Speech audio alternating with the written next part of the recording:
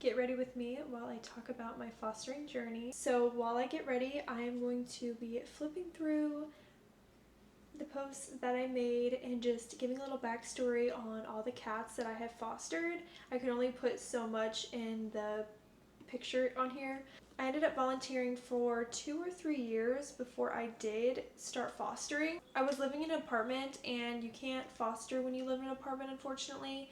So I had to wait till I bought my home to be able to foster. So that's why it took me a few years to actually get into fostering. I'm going to start off with the Kosas Dream Beam Comfy Smooth Sunscreen.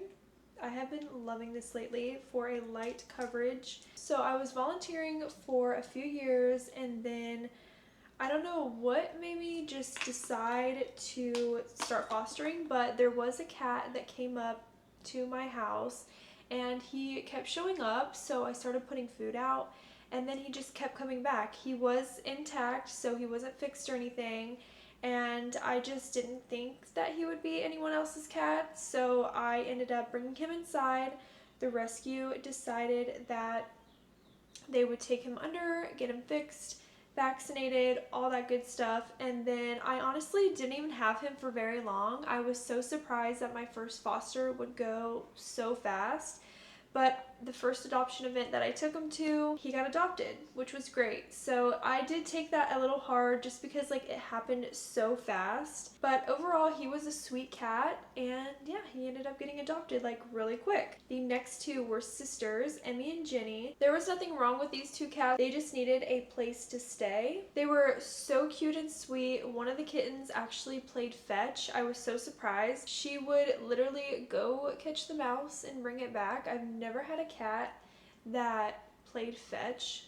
So cute. I definitely would have loved to keep her, but I can't keep them all, unfortunately. But they did end up getting adopted together, which I love when bonded pairs get adopted together. I think that's very important that they have one another. If it doesn't happen, I understand, but it's really nice if it does happen. I didn't have them for too long. I think I had them for a few months, but they did end up, like I said, getting adopted together at the adoption event. So I didn't have them for too long. Kittens usually go faster than adult cats, but I always wanted to also include adult cats when I fostered because I feel like adult cats kind of get left out, or you know, they're very quick to euthanize, you know, all that stuff. Next up, this was a more medical case that I had taken on. When I got my first cat, he was super young, so I had to bottle feed him and stimulate him to use the bathroom, all that stuff. He was so young, like 4 weeks. But this one, it took a lot of time and patience. Leo and Mama Voss. Leo almost actually lost his tail. Thankfully, the rescue got a second opinion because the first vet wanted to amputate his tail, but the rescue just wanted to see if it was not as serious as the vet was, you know, kind of making it seem. Thankfully, his tail did have a comeback. I put him on a few, I think I put him on 2 rounds of antibiotics, and that literally helped him. His tail started to scab up and heal, and then his hair started to grow back. I'll show a before and after of his tail. It's in the post, but I was just so happy and just shocked that I literally helped this little kitten.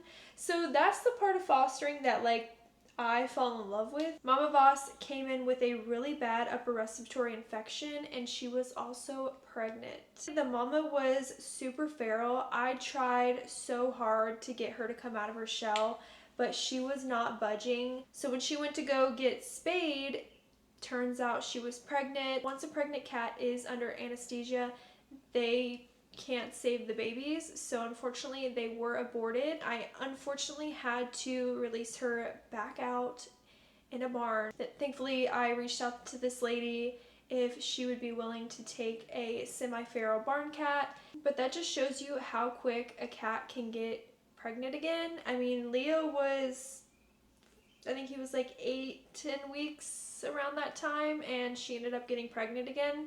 There's so many out there that are feral and they just won't come back to be a normal cat. Like there's just a switch inside of them that she just could not trust me. I felt so bad, but Leo did get adopted. I used the Kosas concealer, the Merit bronze stick, and then I'm going to go in with this NARS blush. The next two fosters that I got were brother and sister. Their names were Slinky and Tabby.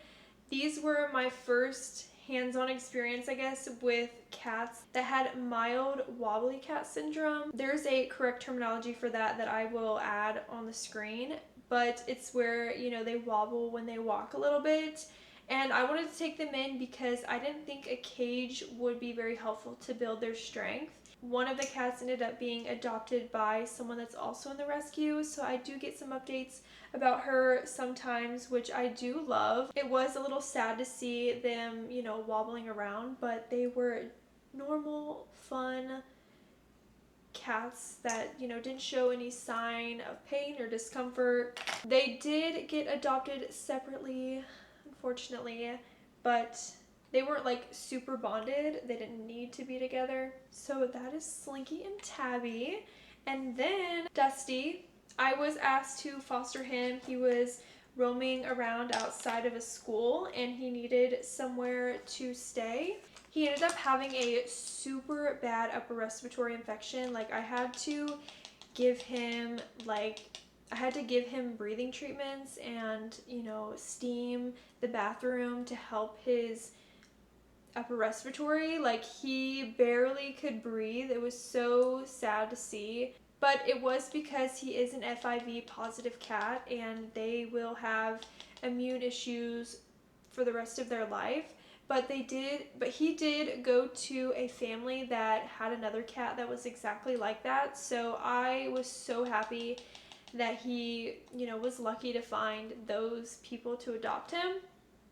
Just because they're more aware and educated on his, you know, breathing issue being an FIV positive cat. They were very aware of like how to care for him and, you know, all that good stuff. I didn't have him for very long.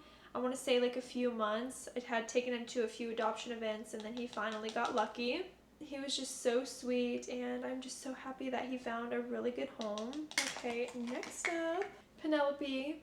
I'm pretty sure I posted her here on my YouTube. I don't know what video. Penelope was actually found by my boyfriend at a dumpster at a gas station. He called me and was like, "Do you think your rescue would take on this cat?" And I'm like, "Yes, I know they will. Let me ask him real quick." They said yes, so he ended up bringing her home that night. After a while, she, you know, started to get bigger as a little kitten, and I noticed that she had weird bumps in her tail area, and you'll be able to see from the photo that it kind of just looks a little weird back there. Turns out I took her to 5 different vets and no one knows, you know, what exactly is wrong with her. It was biopsied, it came back not cancerous, it wasn't a tumor. We have no idea what is wrong with her. And if anything is wrong with her, maybe she was just born that way because she's a natural born bobtail. Who knows? But she showed no signs of pain or discomfort and I just couldn't let her go. So I did keep her. Next up is Peaches. Peaches was around my house. I didn't see her very often. I would just see her on the camera, like just running really fast by, like she was just super scared. And I felt really bad, so I put a trap out, trapped her, got her fixed. She ended up being pregnant as well. So when she went under, they had to spay, abort the babies. She was very under-socialized. I had to work with her. I don't know if it was because she's a tortie cat. They can have that like tortitude, spunky, silly behavior, which she did have that, but she was still very scared in the beginning. So I had to really socialize her, have her trust me. She ended up getting adopted by this sweet old lady. She was so cute. She would sit by the slider glass door and just stare out with her big orange eyes. I loved Peaches. She was so cute. And then that brings me to my current foster. Peter was also outside of my house. He ended up coming to my back porch, set the other cats off like they were so mad, and he ended up being really sweet. He was not fixed and he just looked really ran down. I will show you the before and after picture of him. He just looked so defeated and broke my heart. So I ended up trapping him, getting him fixed because I thought that he was feral.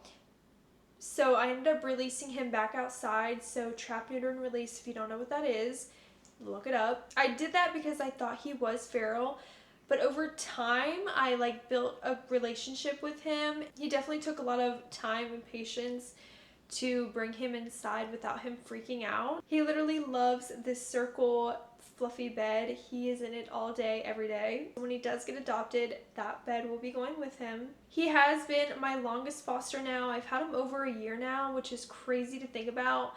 But, you know, some adult cats get lucky and can get adopted fast like TJ, but Peter still has yet to be adopted. I've taken him to many adoption events and he's just not had any luck. So I don't know what's going on. I made a cute little flyer to stick on his cage whenever he does go to the event, and he still has yet to have luck. So that is my fostering journey so far, going on 4 or 5 years working with a local rescue here in my area, and I have just been loving it. I still do volunteer once a week. I love it. It's something to look forward to every week, and it just makes you feel good that you're, giving back without expecting something in return. So yeah, that is my fostering journey. I want to share more here on YouTube about my fostering journey. It's something I'm very passionate about, and I don't know why I haven't shared much about it. So hopefully Peter gets adopted. I love him so much. It'll be so sad to see him go because I've had him for so long, but I know that there is the right family out there for him. Thank you so much for watching and hearing about my fostering journey. I will see you in the next one.